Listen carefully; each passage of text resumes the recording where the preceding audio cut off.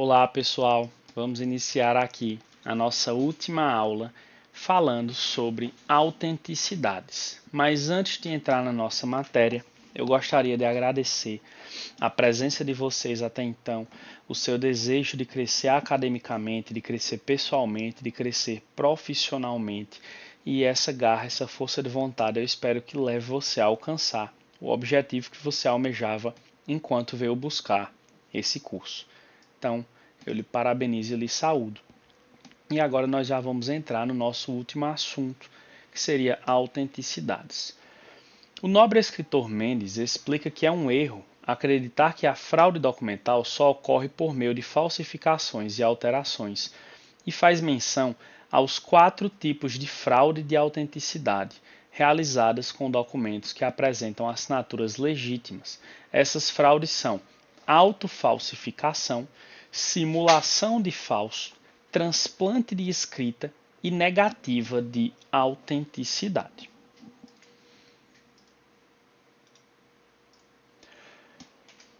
Autofalsificação. Então, o que se entende por autofalsificação? É a introdução de disfarces no lançamento da própria assinatura.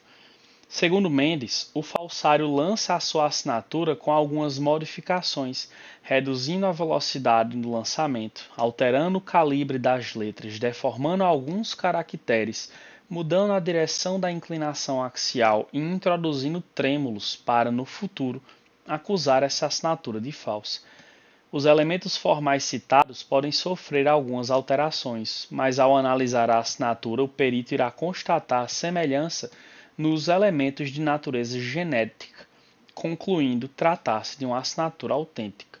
O que seria isso? É a pessoa que quer fraudar a própria assinatura. Pense em alguém que assinou, por exemplo, um contrato de alguma natureza, um contrato de mútuo com alguém, ele foi entregue esse documento e nessa situação ela assinou, recebeu o dinheiro, mas depois foi dizer que a sua assinatura era falsa, porque ela mesma falsificou a própria assinatura. Ou seja, eu tenho todas as minhas características pessoais do grafismo, mas eu insiro ou tento retirar algumas características com o intuito de dizer que mesmo eu sabendo que foi eu que assinei, de dizer não assinei esse documento. Simulação de falso. Explica que a simulação de falso Monteiro, diferente da autofalsificação, ocorre quando o falsário lança sua assinatura para depois acrescentar vícios, como emendas, tremores, retoques e assim no futuro questionar a autenticidade do documento. Dessa forma, ao analisar a assinatura, fica evidente a semelhança das características gráficas produzidas por impulsos cerebrais, ou seja, elementos de natureza genérica. Uma assinatura pode ser retocada sem a intenção da simulação de falso, mas nesse caso, ao corrigir a falha, o escritor faria de forma aparente. Um falsário procura fazer retoques cuidadosamente, de forma que não sejam percebidos. É o examinador que deverá decidir se os retoques possuem características de fraude. Então, a simulação de falso, o objetivo vai ser o mesmo, vai ser uma pessoa falsificando aqui a sua própria assinatura, só o que foi que ela fez? Ao invés de, durante a assinatura, ir fazendo alterações, o que é que ela faz? Ela assina primeiro e depois apresenta retoques. Transplante de escrita. De acordo com Mendes, o transplante de escrita consiste em descolar o selo de um documento com o trecho de uma assinatura autêntica para reaproveitá-lo em outro documento com um texto que lhe é de interesse, acrescentando apenas o início e o final da assinatura. O resultado da perícia irá apresentar uma assinatura verdadeira no corpo do selo, mas também comprovará o transplante realizado pelo falsário, uma vez que os traços, acrescentando no final e no início, não mostram solução de continuidade. Pense numa pessoa aqui que ela cortou o miolo de uma assinatura e para dar uma aparência de que aquela assinatura era fresca, ela simulou, ela falsificou a primeira e a última letra. Seria um exemplo de transplante de escrita. Eu copiei, eu cortei de onde eu queria e transplantei para outro documento. Então uma parte daquilo vai ser verdadeira. Será possível analisar a diferença de tinta do instrumento escrevente nos traços acrescidos, devido à diferença de fluorescência apresentada em um exame sobre os efeitos dos raios ultravioleta. Então, até a diferença de idade da tinta, a gente pode verificar, opa, o começo dessa assinatura é mais fresco, o final dessa assinatura é mais fresco, mas o miolo, a parte do meio, o corpo da assinatura, ele está com a tinta mais envelhecida, por exemplo. O selo deverá ser destacado cuidadosamente para o estudo do dorso, que pode revelar o uso de uma cola diferente, ou pequenos retalhos no documento primitivo que pode ficar aderido. E temos também a negativa de autenticidade. Ainda com os ensinamentos de Mendes, a negativa de autenticidade ocorre quando o escritor assina um documento e depois alega falsidade para fugir da responsabilidade. Ao examinar a assinatura, será encontrada total semelhança, ou seja, nesse caso a pessoa nem se esforçou para fazer nada, ela simplesmente assinou o documento e disse: não fui eu. No entanto, pode ocorrer que o escritor negue a autenticidade do documento como vítima de modalidade de falsificação ideológica já abordada anteriormente.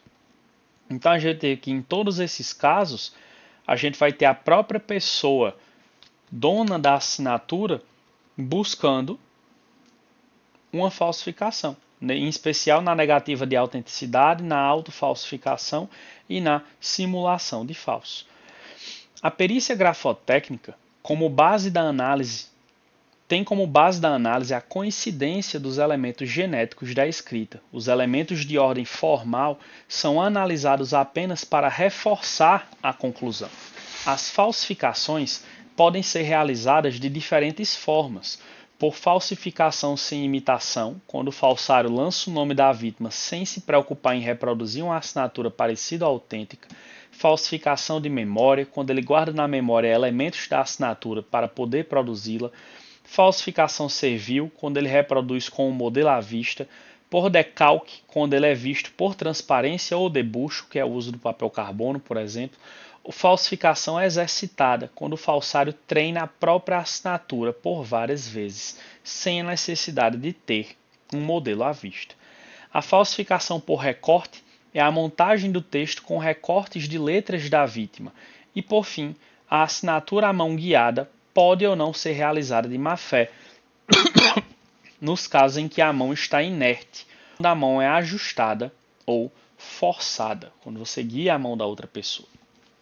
É importante ressaltar que são consideradas autênticas as assinaturas no caso de negativa de autenticidade, em que a pessoa nega a própria assinatura, ou na falsificação ideológica, onde assinaturas idênticas são lançadas em documentos em branco, ou no caso de autofalsificação, quando a pessoa lança sua assinatura com disfarce, ou quando ocorre a simulação de falso, onde ela modifica a própria assinatura por meio de retoques, ou no transplante de escrita, quando é reaproveitada parte da assinatura autêntica e que o falsário acrescenta trechos iniciais e finais.